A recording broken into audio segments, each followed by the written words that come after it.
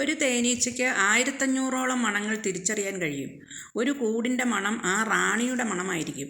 ആ കൂട്ടിലുള്ള എല്ലാവർക്കും ഒരു മണമായിരിക്കും. ഓരോ തേനീച്ചക്കൂടിനും പ്രത്യേകം തരത്തിലുള്ള മണമായിരിക്കും. ഒരു തേനീച്ച പുറത്തു പോയാൽ അതിൻ്റെ മണം പോകുന്നതിന് മുൻപ് അത് കൂട്ടിൽ തിരിച്ചെത്തണം. ഇല്ലെങ്കിൽ അത് വഴി അറിയാതെയായി പോകും. നമുക്ക് പേടിയുണ്ടാകുമ്പോൾ ഒരു മണമായിരിക്കും. അതാണ് നമ്മൾ പട്ടി കടിക്കാൻ പട്ടിയൊക്കെ കണ്ട് ഓടിയിട്ടുണ്ടെങ്കിൽ പട്ടി നമ്മളെ കടിക്കാൻ ഓടിക്കുന്നില്ലേ? നമുക്ക് പേടിയില്ലെങ്കിൽ നമ്മളെ പട്ടി കടിക്കുകയില്ല. അതുപോലെ തന്നെയാണ് തേനീച്ചയും. നമ്മൾ പേടിച്ച് കുത്തുവോ എന്നൊക്കെ വിചാരിച്ച് തേനെടുക്കാൻ പോയാൽ തേനീച്ച കുത്തും. പേടിയില്ലാതെ സാവധാനം പതുക്കെ തേനീച്ചയുടെ വാതിലിന് പുറകുവശത്തു നിന്നും മാത്രമേ തേനെടുക്കാൻ പാടുള്ളൂ. ഒരിക്കലും ഒരീച്ച കയ്യിൽ വന്നിരുന്നാൽ തൂക്കരുത്. അതിന് വേദനിച്ചാലും അത് കുത്തും. ഊതിക്കളയാനേ പാടുള്ളൂ. തേനീച്ചകൾ കുത്തിയാൽ അവിടെ അതിൻ്റെ കൊമ്പുണ്ടാകും. അത് നഖം കൊണ്ട് പതുക്കെ ചുരണ്ടി മാറ്റണം. അതിനുശേഷം പച്ചവെള്ളം തൂക്കണം.